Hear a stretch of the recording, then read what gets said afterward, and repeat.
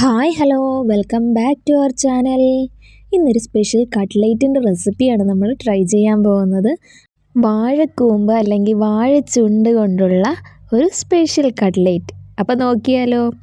അതിനായിട്ട് ആദ്യം തന്നെ വാഴക്കൂമ്പ് എടുത്ത് വെച്ചിട്ടുണ്ട്. ഒരു സവാളയും 2 ഉരുളക്കിഴങ്ങുമാണ് നമ്മൾ എടുത്തിരിക്കുന്നത്.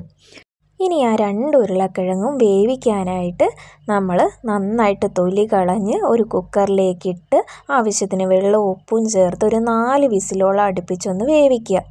ഇനി ആ എടുത്തു വെച്ചിരിക്കുന്ന വാഴക്കൂമ്പ് നന്നായിട്ട് കൊത്തി അരിഞ്ഞ് നമ്മളൊരു ബൗളിലേക്ക് മാറ്റിയെടുക്കുന്നുണ്ട്. അപ്പോൾ ഇതുപോലെ കൊത്തി അരിഞ്ഞ് എടുക്കണം. ഇനി അതിലേക്ക് കുറച്ച് വെളിച്ചെണ്ണയും കൂടെ ഒഴിച്ച് നന്നായിട്ട് തിരുമ്മി യോജിപ്പിക്കുക.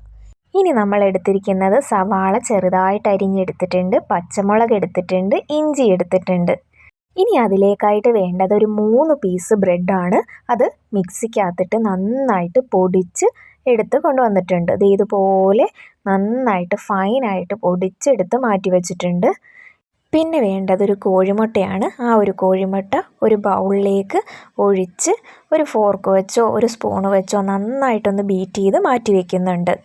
ഇനി നമ്മുടെ കട്ട്ലേറ്റിനകത്തുള്ള ഫില്ലിങ്ങിന് വേണ്ടിയിട്ട് ഒരു പാൻ വെച്ച് കൊടുക്കുന്നുണ്ട്. പാൻ നന്നായിട്ട് ചൂടായി വരുമ്പോഴേക്കും വെളിച്ചെണ്ണ നമ്മൾ ചേർത്ത് കൊടുക്കുന്നുണ്ട്. വെളിച്ചെണ്ണയൊക്കെ ഒന്ന് മൂത്ത് വരുമ്പോഴേക്കും ചെറുതായി അരിഞ്ഞു വെച്ചിരിക്കുന്ന സവാള വെളിച്ചെണ്ണയിലേക്ക് ചേർത്ത് നന്നായിട്ടൊന്ന് വഴറ്റി കൊടുക്കണം. കുറച്ച് സമയം കഴിയുമ്പോഴേക്കും അരിഞ്ഞു വെച്ചിരിക്കുന്ന പച്ചമുളകും ഇഞ്ചിയും കൂടി സവാളയിലേക്ക് ചേർത്ത് ഒന്നുകൂടി ഒന്ന് വഴറ്റി എടുക്കണം. അപ്പോൾ നന്നായിട്ട് മൂത്ത് വന്നിട്ടുണ്ട്. ഇനി അതിലേക്ക് അരിഞ്ഞു വെച്ചിരിക്കുന്ന വാഴച്ചുണ്ടും കൂടി ഇട്ട് നന്നായിട്ടൊന്ന് മൂപ്പിക്കുക. ഉപ്പും കൂടി ഇട്ട് കൊടുക്കണം കേട്ടോ. ഇതിൻ്റെ ഇടയ്ക്ക് നമ്മൾ ഉപ്പും കൂടെ ചേർത്ത് കൊടുക്കുന്നുണ്ട്. എന്നിട്ട് നന്നായിട്ട് അതൊന്ന് മിക്സ് ചെയ്ത് ഒന്ന് നടുക്കോട്ടാക്കി വെച്ച് കുറച്ച് സമയം ഒന്ന് മൂടി വെച്ചും കൂടി ഒന്ന് വേവിച്ച് കൊടുക്കുന്നുണ്ട് കേട്ടോ. ഇപ്പോൾ നമ്മുടെ വാഴക്കൂമ്പ് ഇവിടെ നന്നായിട്ട് വെന്ത് കിട്ടിയിട്ടുണ്ട്. അപ്പോൾ കുറച്ച് ഉപ്പും കൂടി കുറവുണ്ടായിരുന്നു. അതുകൊണ്ട് നമ്മൾ ആ സമയത്ത് കുറച്ച് ഉപ്പും കൂടെ ചേർത്ത് കൊടുക്കുന്നുണ്ട്. ഇനി നമ്മൾ ചേർത്ത് കൊടുക്കുന്നത് ആ ഉടച്ച് വെച്ചിരിക്കുന്ന ഉരുളക്കിഴങ്ങാണ്. അതും കൂടി ആ ഒരു വാഴക്കൂമ്പിലേക്ക് ചേർത്ത് നന്നായിട്ടൊന്ന് മിക്സ് ചെയ്ത് യോജിപ്പിച്ചെടുക്കണം.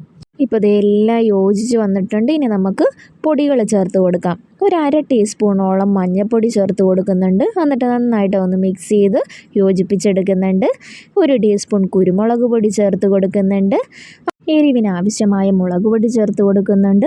ഒരു 1/4 ടീസ്പൂൺ ഗരം മസാലയും കൂടെ ചേർത്ത് കൊടുത്ത് ആവശ്യത്തിന് കറിവേപ്പിലയും കൂടെ ഇട്ട് കഴിഞ്ഞ് നന്നായിട്ട് അതൊന്ന് മിക്സ് ചെയ്ത് ആ ഒരു പൊടികളുടെ പച്ചമണമൊക്കെ മാറുന്നത് വരെ ഒന്ന് മിക്സ് ചെയ്ത് കഴിഞ്ഞാൽ നമ്മുടെ ഫില്ലിംഗ് ഇവിടെ റെഡി ആയിട്ടുണ്ട്. ഇനി അത് കുറച്ച് സമയം ഒന്ന് തണുക്കുന്നതിനായിട്ട് മാറ്റി വയ്ക്കുക.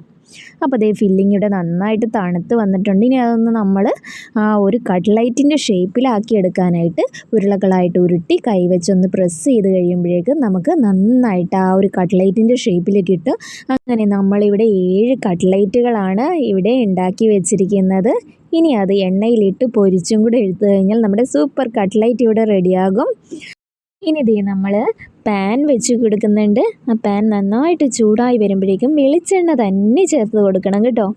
വെളിച്ചെണ്ണ ചേർത്താൽ നമ്മുടെ കട്ട്ലൈറ്റിന് ഒരു പ്രത്യേക രുചിയാണ്.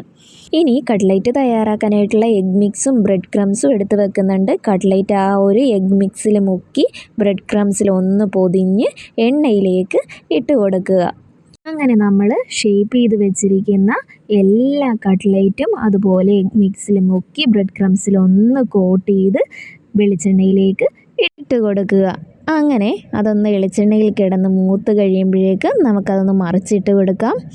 അങ്ങനെ ഒരു ബ്രൗൺ കളറാകുന്നത് വരെ നമ്മൾ ആ വെളിച്ചെണ്ണയിലിട്ടൊന്ന് മൂപ്പിച്ച് കൊടുക്കുന്നുണ്ട്. ഇപ്പോൾ നമ്മുടെ കട്ട്ലേറ്റൊക്കെ കുറച്ച് ബ്രൗൺ കളറായിട്ട് വന്നിട്ടുണ്ട്. അങ്ങനെ 7 കട്ട്ലേറ്റും ബ്രൗൺ കളറായിട്ട് വന്ന ശേഷം വെളിച്ചെണ്ണയിൽ നിന്ന് കോരി മാറ്റി വയ്ക്കുക. അങ്ങനെ നമ്മുടെ സൂപ്പർ ടേസ്റ്റി ആയിട്ടുള്ള വാഴക്കൂമ്പ് കട്ട്ലേറ്റ് ഇവിടെ റെഡി ആയിട്ടുണ്ട് കേട്ടോ. എല്ലാവരും ഇതൊന്ന് വീട്ടിൽ ട്രൈ ചെയ്ത് നോക്കാതിരിക്കരുതേ. നമ്മുടെ വീട്ടിലൊക്കെ എപ്പോഴും കാണുന്ന കുറച്ച് മാത്രം ചേരുവകൾ വെച്ചാണ് നമ്മൾ ഈ കട്ട്ലേറ്റ് ഉണ്ടാക്കിയിരിക്കുന്നത്. സ്കൂളിൽ നിന്ന് വരുന്ന കുട്ടികൾക്കൊക്കെ ചായയുടെ ഒപ്പം കൊടുക്കാൻ പറ്റിയ ഒരു അടിപൊളി ഐറ്റം തന്നെയാണിത്. എല്ലാവർക്കും ഈ വീഡിയോ ഇഷ്ടമായെങ്കിൽ എൻ്റെ ചാനലൊന്ന് സബ്സ്ക്രൈബ് ചെയ്ത് സപ്പോർട്ട് ചെയ്യാൻ മറക്കല്ലേ. Thank you for watching. By.